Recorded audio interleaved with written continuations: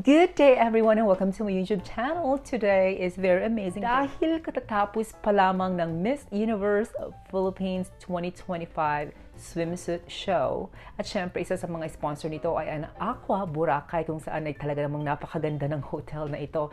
Sana someday makapunta ako doon at makapag-relax naman ng konti. Kaya nga na nakagawian dito guys, huwag kalimutang mag-subscribe and don't forget to click the notification bell so that you'll be updated to my next video, okay? So sa ngayon guys, gaya ng ginagawa ko, magbibigay ako ng aking top 10 kung sino sa 69 ng mga kandidata ang nagbigay ng bonggang-bonggang performance. So ito sila in random order, okay? Ang naglagablab talagang nag-init kahit na gabing-gabi sa Boracay ay nag-init ang paligid doon dahil nga ang hahat ng ating mga Miss Universe Philippines 2025 candidates.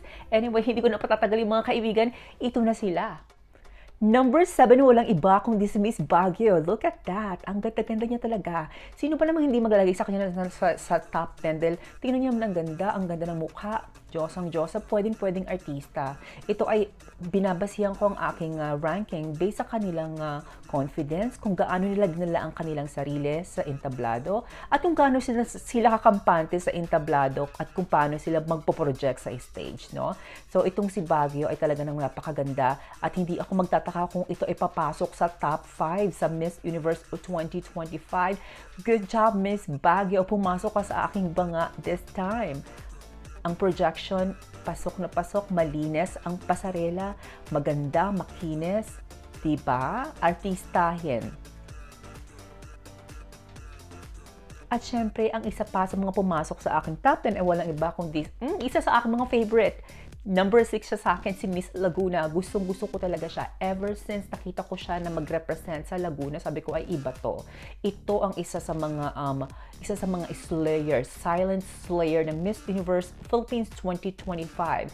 Mukhang isa ito sa mga titibag sa mga prediction ng nakakaramihan. Mukhang ito ay hindi ako magtataka kung isa siya sa kokoronahan this year. Kasi ang tangkad, ang ganda ng aura, very much Miss Universe caliber talaga ang dating ni Eloisa Jaot.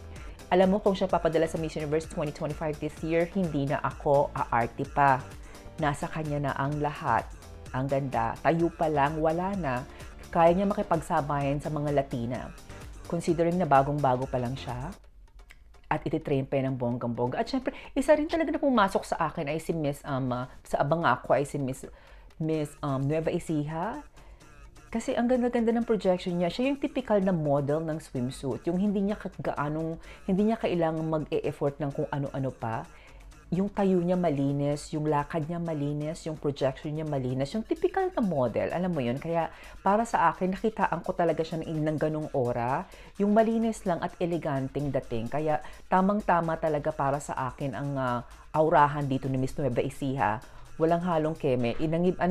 Simple yung atake niya pero ang ganda nung dating. Good job, Miss Nueva Ecija. At saka ang galit niyang magdala nung sarong. Nung kapa. Sa totoo lang, sana hindi na nila isinali pa yung kapa dito kasi minsan nakaka-distract lang sa mga kandidata di ba?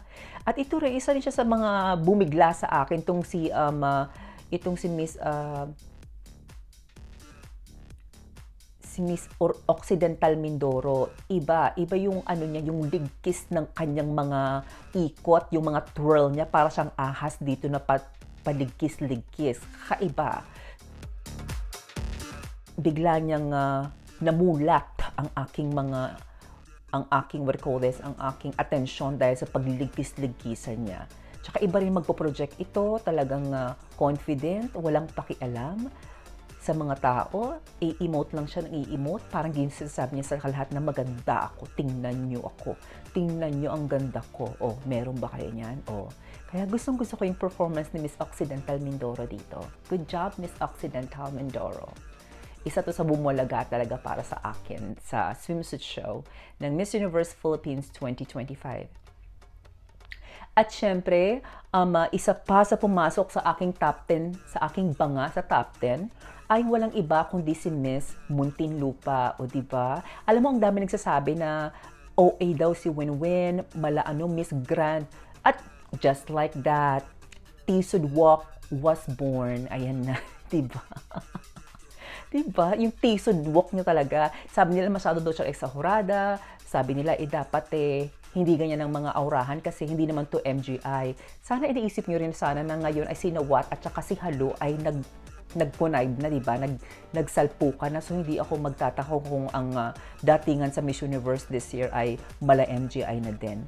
At syempre, isa rin sa nagustuhan ko dito ay itong si Miss Pasay. Sino ba naman ang hindi makakapansin kay Miss Pasay? Napakatangkad, napaka-commanding ng presensya niya kasi nga, di ba may lahi itong si Miss Pasay. Tsaka nakikita ko sa aura ng face, may pagka-Gal Gadot, may pagka Wonder Woman yung face niya. At saka sa lahat ng mga kandidata, talagang nangingibabaw siya kasi nga, matangkad ang lola mo. Kaya pumasok siya sa aking top 10 para sa swimsuit showcase sa Miss Universe Philippines 2025. Good job, Miss Pasay. Alam mo, hindi rin ako magtataka pag itong si Miss Pasay ay pumasok sa top 10. Kahit nga top 5 pa, hindi ako magtataka kasi maganda rin siya magsalita. Talagang napaka-ano siya, well-spoken din to si Miss Pasay. Walang problema sa chikahan. At syempre, ito rin, Atisa Manalo. Isa sa aking mga favorite. Medyo nalalamian ako sa kanyang rampa dito. Hindi ko naman sinasabi na OA yan niya yung rampa. Yung lagyan naman ng konting energy, yun lang. Kasi ayoko na dumating siya sa Miss Universe tapos yung karamihan sa mga kasama niya, mga Latina, tapos ang rampa mala Shanice Palacios. Talagang mawawali siya ng bonggang-bongga. So sa akin dagdagan ng konting, alam mo yon kasi yung ganitong lakaran para sa akin hindi talaga hindi mapapansin sa Miss Universe lalo na kung Latinang rampadora ang kanyang kalaban. Kaya dagdag pa ng konting, Atisa?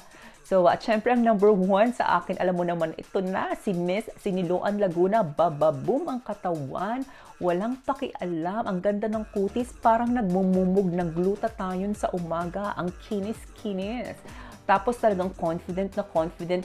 Masasabi ko dito talagang ano niya dito, na-revive niya yung sarili niya dito. Kasi during yung isang fashion show nila sa Pina Beauty, hindi siya pumasok sa banga ko doon. Pumasok siya pero nahihinaan ako sa kanya. Pero ito talaga yung power niya. Ito ang superpower talaga ni Miss Aduana. Talagang swimsuit.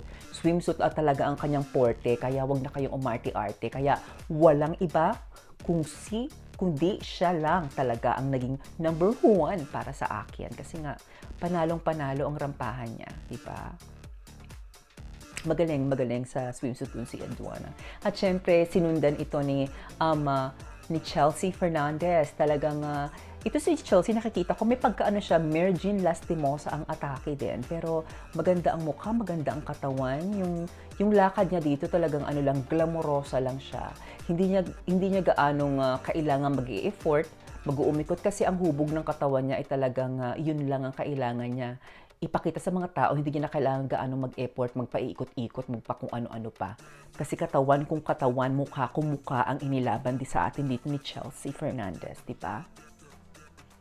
Good job, Chelsea. At syempre, di ba? Hindi ako magtataka kapag pumasok ko sa top 5 si Miss Chelsea. Pasok ko sa top 5. Maganda